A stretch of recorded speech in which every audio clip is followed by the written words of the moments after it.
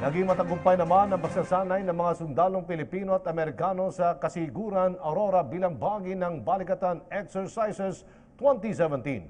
Sumentro ito sa pagresponde ng mga otoridad sa kunwaring pagtama ng malakas na bagyo sa lugar. Mag-report si Alan Francisco live. Alan! Kontento ang tropa ng militar ng Pinas at ng Estados Unidos sa kinalabasan dito sa Kasiguran Aurora. Ito'y dahil ayon sa Philippine at US Armed Forces ay kapwa aktibong nakilahok ang kanilang mga sundalo maging ang komunidad sa paligid nitong kasiguran. Ang senaryo kasi kanina sa pagsasanay ay kunwari ay may tumama na Category 5 na bagyo kung saan winasak nito ang lahat ng kalsadang magdudugtong sa bayan ng kasiguran at walang ibang paraan kundi gamitin o daanan lamang itong dagat. Dito ay pinamalas ang kanilang mga sakyang pansaklolo at maging ang kanilang karanasan gaya ng BRP Tarlac, ang isa sa dalawang strategic sealift vessel ng Philippine Navy. At para naman sa Amerika ay ipinakita nila ang barko ng US Forces at kanilang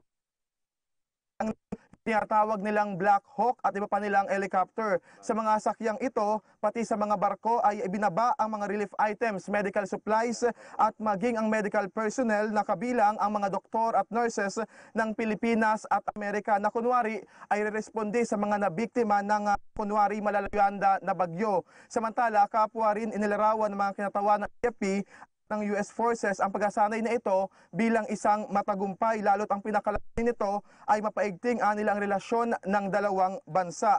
Ayon kay AFP spokesperson Restituto Padilla, mahalaga nito upang mas maging aware ang ating mga otoridad sakali o sa oras ng sakuna, lalo't ito nga ang Aurora ay madalas daanan ng bagyo at tanging yung dagat lamang ang mga gamit dahil posibleng hindi madaanan yung mga kalye o kalsada rito. Sumang-ayon naman dito si Commanding General John Johnson ng US Armed Forces. Samantala, ipakita ko lamang itong bahagi sa aking likuran.